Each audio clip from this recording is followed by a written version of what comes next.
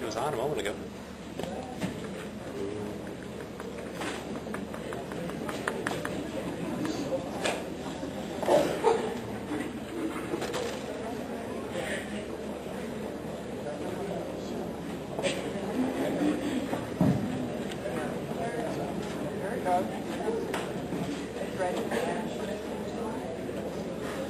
Good evening.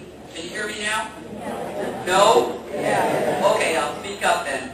Carmen Durazo, Associated Calexico Teachers President. I want to thank the board members for recommending that you be allowed to speak as much as possible beyond the 3-minute limit, because there are 104 teachers at least here representing their positions. And before you start cutting them, I would, based on the recommendation that you have before you this evening, I would recommend that you listen to the teachers who are in the classroom in those positions before you make a decision. And I'm inviting the teachers, even if your name isn't listed there, to please come up and tell us what the position you are teaching is, so the board members can make a wise and well-informed decision. No one knows better than the teacher in the classroom how much our students will suffer if there are more students per classroom and less teachers there. It's a sad day for education when so many teachers' positions will be reduced or discontinued before we leave here this evening. I do agree that part of the reason is the state of California, but also part of the reason is our district, because other districts, and I speak to my peers in Imperial County, their teachers are leaving by attrition. They're not filling those spots as those teachers retire. We aren't. We are losing 104 or more teachers. That is totally unacceptable and not planned for. I do want to go on a positive note. All of the state of California, through the California Teachers Association, is asking all of us to participate in a statewide movement, Friday the 13th, Pink Slip Day, to protest that in California we are the 47th state out of all the states in the United States in per pupil spending. There are 46 states that spend more money on students than California does, and that is totally unacceptable. And I beg you to join us in a protest march, the entire community in the Imperial Valley here in Calexico, on Belcher and Andrade at 3 o'clock in the afternoon, Friday. Join us, and let's support the rest of our associations throughout the state as they lead us to write, email our governor and legislature and say, you have to make education a priority. It is the future of our state, the future of our nation. Please join us as we all stand up for education together. Thank you.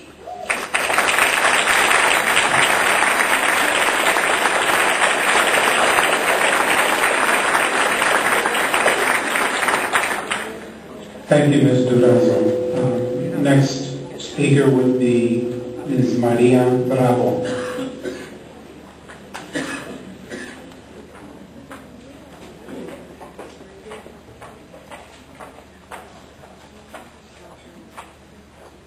Good evening. Maria Bravo, PSPA First Vice President.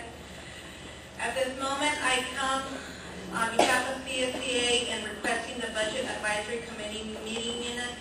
They have not yet been released, even though I have requested for the last week. The last minutes were posted on February 10th. We've met several times since that time, and yet we have not seen the meeting minutes. I am pleased requesting the board president to give a directive to interim superintendent Grosbeck to release those meeting minutes. Thank you.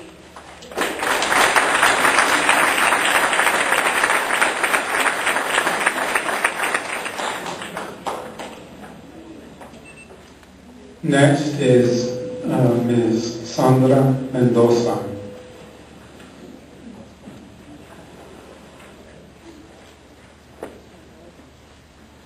I realize that we're in dire straits here and we do need to make cuts because we need to cut $5.1 million when our general fund, the 15% of our general fund that is allocated for non-salary, non-benefits is barely that amount itself. So it's inevitable that we would have to cut some positions. But I want the district to be very mindful that we have to be careful by cutting too much. We do several things.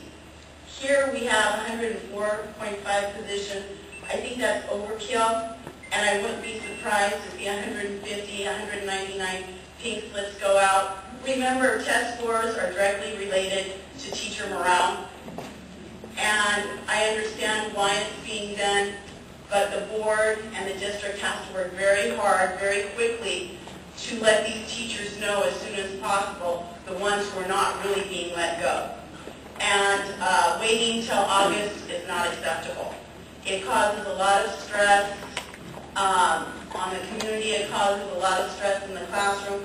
Also, we need to be financially responsible, and if we let all of these teachers collect unemployment all summer long, when they're just going to be rehired in August, the district state unemployment insurance rate is going to skyrocket.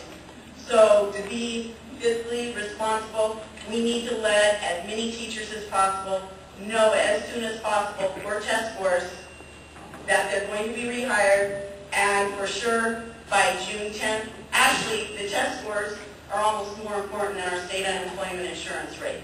These teachers need to know as soon as possible. We have to get right on it, and 104 is overkill. Our budget doesn't need that big of a cut. And like I said, I won't be surprised if I don't see 150, 199 pink slips go out, and that is going to kill the morale and the test scores of this district.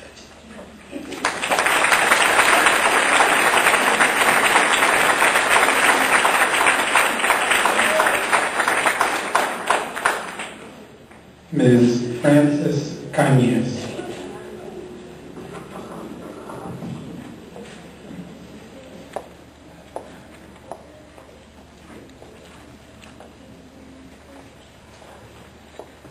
Good evening.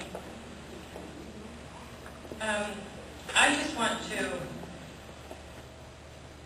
give you, I guess, my take on this list that I see before me of all these teachers, 104 teachers, that are going to be let go. I believe one of the most important things in the Imperial Valley, and I say Imperial Valley because I come from a different area. This valley has been very focused on the scores, the CST scores, and because they are low. And I don't understand how it is that the ones that are supposed to be the most interested in our scores and in our kids would make these kinds of decisions and these kinds of cuts. Mr. Pacheco, I understand maybe that you can't sleep, but I don't understand how the administrators can sleep. That I don't understand. When all these people are going to end up with no jobs, our kids are going to suffer. Our kids are going to be impacted in the classrooms to the max. And no aid to help these teachers that are left. But yet, you administrators get to go home with your nice fat checks of $156,000, $113,000, and so on. I'm wondering what kind of cuts are you willing to make? What kind of sacrifices are you willing to make for our children? For our children. Aren't they supposed to be first on the list? I wish I could bring my little ones to this district.